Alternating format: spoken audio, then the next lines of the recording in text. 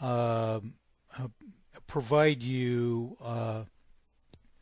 very articulated guidance about whatever the ramifications of anything you might decide in regard to anything else are.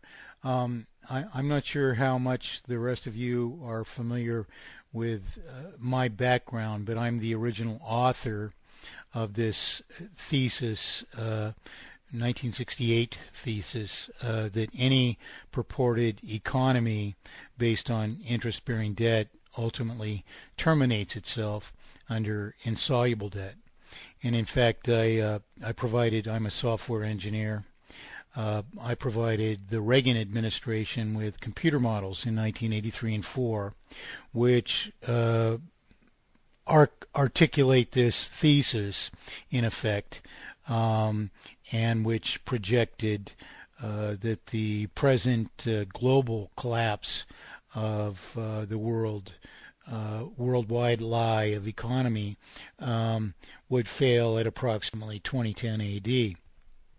Now, the way that those models work is they simply borrow back into circulation so much principal and interest which are paid out of the circulation as is necessary to maintain what I call a vital circulation, that being a circulation which is sufficient to sustain the industry which is obligated to service this ever-escalating sum of artificial debt. So basically what happens in this lie that we call economy today is that the banks intervene upon our commerce by intervening upon our rights to issue our own promissory obligations.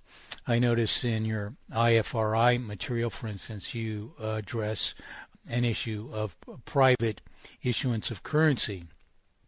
Now, if I may, I would correct you on your perspective on that, and this matter is extremely enlightening in terms of how we would realize a solution, and that is you are assuming that banks actually issue money, as you say in the IFRI material, that they issue money as debts.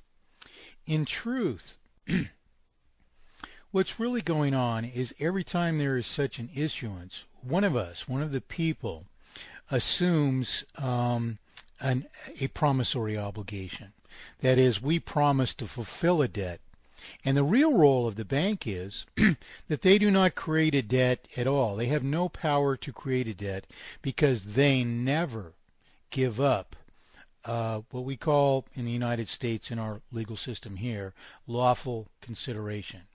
In other words, they never give up lawful consideration or property, which is equivalent to the assumed debt which is created. The natural life cycle of a promissory obligation, therefore, has to be understood in order to understand what's really going on with the banking system and what is and therefore what is the fundamental cause of inevitable failure. Now, Iceland, I've been following this issue for a long time, and the models that I created a long time ago account for and projected all of these things. And so Iceland's failure is really not unique in the scope of the world as subject to these obfuscations of the promissory note. In other words, the bank that's failed in Iceland would inevitably fail as a fundamental consequence of what I call an obfuscation of the currency. In other words, you have said in your IFRI material that these banks issue privately issue currency in the form of debt.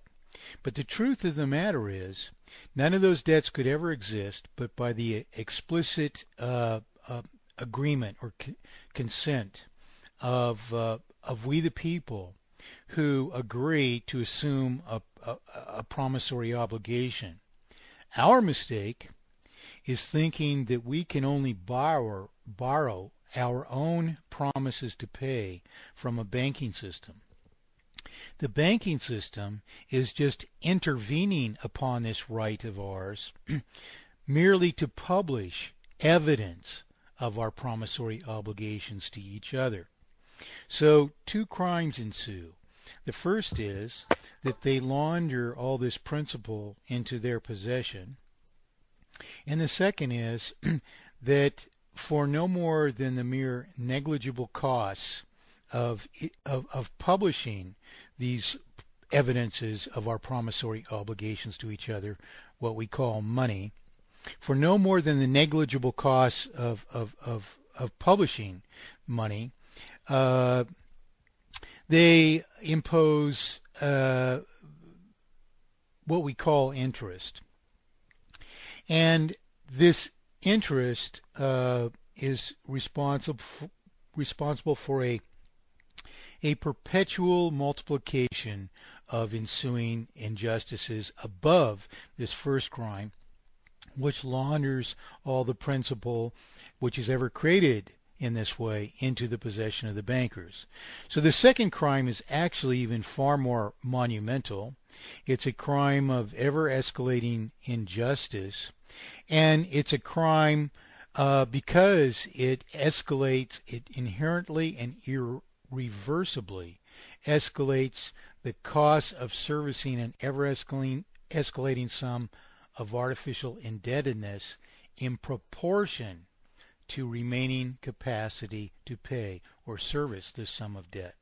And the way that this transpires is this imposition of interest comprises an implicit obligation, and excuse me if I may interrupt myself for a moment. I appreciate very much that English is likely your second language, and that you people are so articulate in this in speaking English, and I hope that the terms that I use are understandable to you. Americans have difficulty with them, but we're more or less restricted to using these terms because they're the only terms by which we understand the issues before us. And it's really not the terms so much which are difficult, but it's the nuances of this subtle obfuscation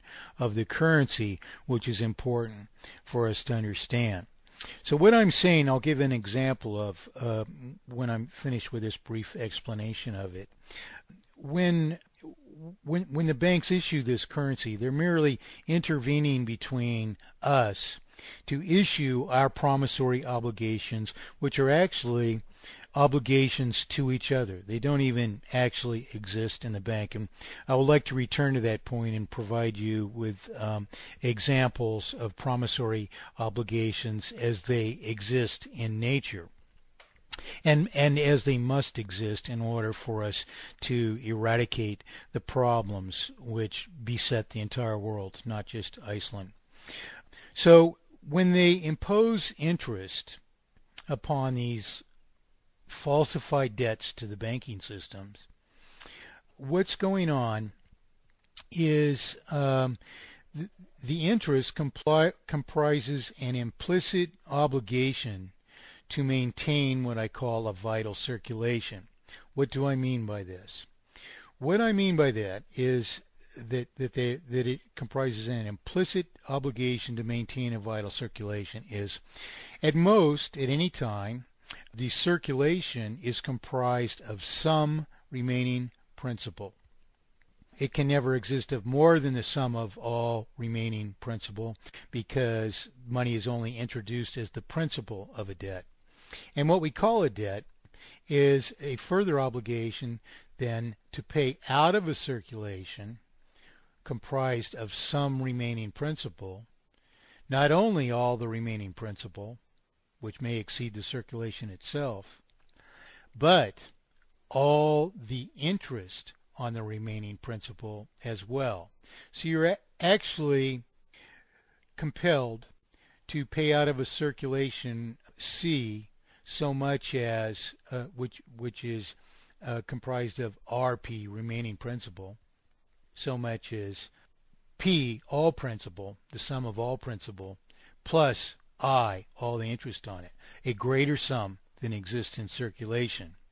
So, without maintaining this vital circulation, you can't continue because your payments of interest and principal out of circulation deflate the circulation. So there's a deflationary aspect or process related to this obfuscation of the currency. And so you can't fix an economy without eradicating or rectifying this obfuscation of the currency. And this implicit obligation to maintain a vital circulation then requires, therefore, that we borrow back into circulation the principal and interest that we're paying out of the circulation merely to maintain the vital circulation. So what happens in regard to principal then is principal is paid out of circulation, it's borrowed back into circulation to maintain the vital circulation. Thus, with a new principal equaling the former principal, which otherwise would have been resolved, and therefore making it mathematically impossible to pay down the sum of debt. So this is actually a scheme against us, which perpetually multiplies the sum of artificial indebtedness into an inevitable sum of terminal debt, because the interest that we pay out of circulation is counted none against the prior sum of debt, and therefore to reborrow interest back into circulation in order to maintain the vital circulation perpetually escalates the former sum of debt by so much as periodic interest on an ever greater sum of debt. So the sum of debt actually escalates at an inherently escalating rate of ever greater increments of periodic interest on an ever greater sum of debt, until eventually a sum of debt is so great that we can no longer afford to service it. And because this exceeds our creditworthiness to borrow further to maintain a vital circulation, therefore, as a consequence of exceeding our creditworthiness, then, it becomes impossible for us to maintain a vital circulation as is necessary to continue servicing the former sum of debt. We're paying out of circulation more than we can borrow back to maintain a vital circulation. So the circulation deflates in the inherent end of the finite life cycle of any such system until the system collapses under massive deflation, which cannot be solved within the strictures of the system because the unwitting subjects of the system have their creditworthiness has been exceeded inherently and inevitably by the unjustifiable processes of the system itself. So understanding this process is the key to rectifying the currency, which would be your eventual solution. It's also indispensable to rectifying an initial state from which a true economy is sustainable ever afterward in the form of what I call mathematically perfected economy. So we need to return to this idea of a promissory obligation in its natural roles and life cycle in order to understand what is the cause of our circumstances, our fatal or terminal circumstances. Now, as I explain in a 35-year-old essay of mine, which is called Parable of Perfect Economy, the natural roles and life cycle of a promissory obligation are very simple. In other words, in that particular story, I tell how and I realize that these are 200-year-old elements that we're dealing with, but they nonetheless symbolize exactly what is going on today. In other words, there's nothing outdated about these principles, and they're perpetual or